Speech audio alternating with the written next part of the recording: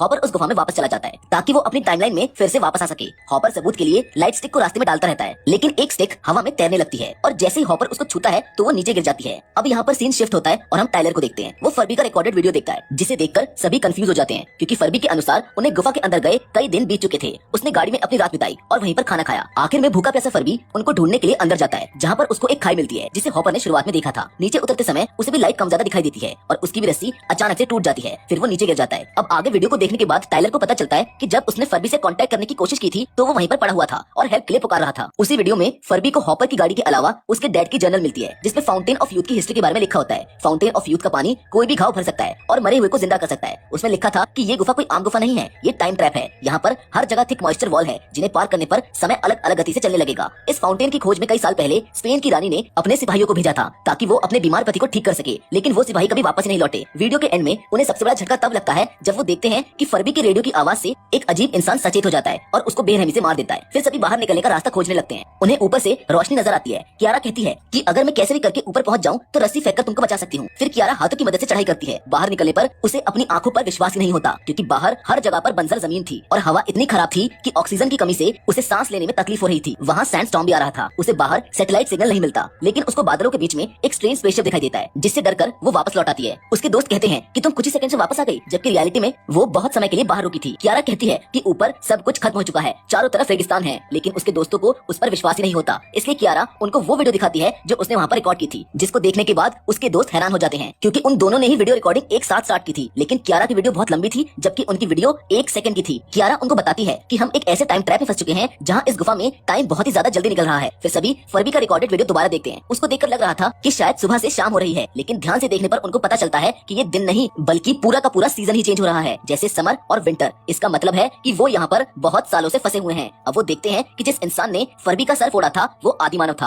और बहुत से आदि मानव उनके पीछे पड़े थे। तभी उन्हें ऊपर से एक रोशनी दिखाई देती है जिसमें सीढ़ियों की मदद से कोई नीचे आ रहा था, लेकिन उन सीढ़ियों का साइज बहुत ज्यादा बड़ा था। ऐसा लग रहा था जैसे कोई मॉन्स्टर आ रहा हो। एक एलियन जैसा शख्स वहाँ आता है जिसने हाईटेक सूट पहना हुआ था, जिसको देखकर सभी भागने लगते हैं। आगे जाने पर उनको हॉपर के माता पिता की लाश मिलती है जो कि फाउंटेन ऑफ यूथ की खोज में यहाँ पर आए थे और इन्हें कुछ देर पहले ही आदि मानव ने ही मारा था। हॉपर के पेरेंट्स को गुफा में कई साल बीत गए थे, लेकिन गुफा के अंदर आए हुए उन्हें कुछ ही समय हुआ था। टाइलर आदि मानव से लड़ता हुआ मारा जाता है। वो एलियन टेस्ट ट्यूब में एक झील से पानी भरकर ले जा रहा होता है कि तभी वो कियारा को टाइलर के लिए रोते हुए देखता है। वो टाइलर को उसी झील में डुबाने की कोशिश करता है। पहले कियारा को लगता है कि एलियन उसको मार रहा है, लेकिन बाद में उसको पता चलता है कि वो टाइलर की मदद करने के लिए उसे फाउंटेन ऑफ यूथ के पानी में डुबा रहा है, जिससे वो जिंदा हो जाएगा। फिर थोड़ी देर में टाइलर जिंदा हो जाता है और उसके सारे घाव भी भर जाते हैं। उन्हें विश्वास हो जाता है कि फाउंटेन ऑफ यूथ रियल में एग्जिस्ट करता है। तभी आदि मानव उस एलियन पर हमला कर देता है। आदि मानव के साथ उसकी फैमिली भी थी जिन्होंने इस एलियन पर हमला कर दिया। इस एलियन के पास काफी हाई टेक्नोलॉजी वाले गैजेट्स होते हैं जिनकी हेल्प से ये किसी को भी ट्रैप करके जमीन पर गिरा सकता है और उसको बेहोशी वाली गैस से शांत कर सकता है। लेकिन जब ये एलियन एक आदि मानव से फाइट कर रहा था तो पीछे से एक आदि मानव ने आकर उसके हेलमेट पर अटैक कर दिया, जिससे उसका हेलमेट निकल जाता है, जिसकी वजह से उसकी ऑक्सीजन खत्म होने लगती है। टाइलर और कियारा को पता चलता है कि ये भी हमारी तरह एक इंसान है और ये फ्यूचर से आया है, जहाँ पर इंसान इवोल्यूशन के कारण बहुत लंबे हो चुके हैं और ये आज के वातावरण में सांस नहीं ले सकते। एलियन कैसे भी करके आदि मानव को चाकू से चोट देकर बच जाता है। कियारा उससे पूछती है कि तुम कौन से समय से आए हो। वो उसका चेहरा स्कैन करके उसकी न्यूज दिखाता है जो उसके गायब होने के बाद आई थी। वो बताता है कि धरती रहने के लायक नहीं बची है, इसलिए सभी लोग एक स्पेसशिप पर रहते हैं जिसका नाम आर्क है। अंत में वो एलियन भी मारा जाता है। सभी बाहर निकलने का फैसला करते हैं। तभी उनको हॉपर का बैग मिलता है। टाइलर हॉपर को ढूंढने की कोशिश करता है, जहाँ पर गुफा में आगे जाने पर टाइलर को हॉपर मिल जाता है जो आदि मानव से लड़ने के कारण बहुत बुरी तरह से घायल हो चुका था। हॉपर बताता है कि मेरी फैमिली फाउंटेन ऑफ यूथ की तलाश में यहाँ पर आकर फंस गई है और उन्हें ढूंढने के लिए मैं यहाँ पर आया था। अब टाइलर को आगे फाउंटेन ऑफ यूथ मिलता है जिसमें कई लोग जैसे आदि मानव, सभी टाइमलाइन के लोग, स्पेन की रानी के भेजे गए सिपाही और हॉपर की सिस्टर भी ट्रैप हुई दिखाई देती है। फाउंटेन के पास का एरिया बहुत ही धीमी गति से चल रहा है, इसलिए हॉपर की सिस्टर अब भी उतने ही उम्र की दिखाई देती है। इस फाउंटेन की तलाश में कई लोगों ने अपनी लाइफ तबाह कर दी। इसी फाउंटेन के कारण जगह जगह पर मॉइस्चर की दीवार थी और आप फाउंटेन के जितने करीब होंगे टाइम उतने ही धीमी गति से चलेगा। वहीं दूसरी ओर कियारा और जैकी उसी एलियन की सीढ़ियों का इस्तेमाल करके बाहर निकलने की कोशिश करते हैं, लेकिन अब गुफा की बाहरी सतह पर पानी आ जाता है। फिर भी कियारा आगे बढ़ती है, लेकिन अचानक से उसे एलियन जैसा हाथ पानी से उसकी तरफ आते हुए दिखाई देता है। वो आदि मानव उस इलेक्ट्रिकल सीढ़ी के बटन को दबाकर बंद कर देता है, जिससे सीढ़ी पर चढ़े हुए सभी लोग नीचे गिर जाते हैं। लेकिन कियारा को एलियन अपनी तरफ खींच लेता है। कियारा को समझ आ जाता है कि वो एलियन उसकी मदद करने की कोशिश कर रहे हैं। गुफा के बाहर से टाइलर और सभी टाइम के अंतर के कारण धीमे गिरते हुए दिखाई देते हैं। तभी कियारा आकर केबल्स की मदद से इन सभी को खींच लेती है। उसने हॉपर और उसकी फैमिली को भी बचा लिया। होश आने पर फर्बी, हॉपर की फैमिली और बाकी सब खुद को फाउंटेन ऑफ यूथ के पानी में पाते हैं, जिससे उनके सारे घाव भर जाते हैं। जिसके बाद ये सब अपने आप को एलियन से घिरे स्पेसशिप में पाते हैं और देखते हैं कि ये स्पेसशिप पृथ्वी जैसे दिखने वाले किसी प्लेनेट की ओर बढ़ रहा है। अब इनकी लाइफ की नई शुरुआत होने वाली है, जिसके साथ ये फिल्म यहाँ पर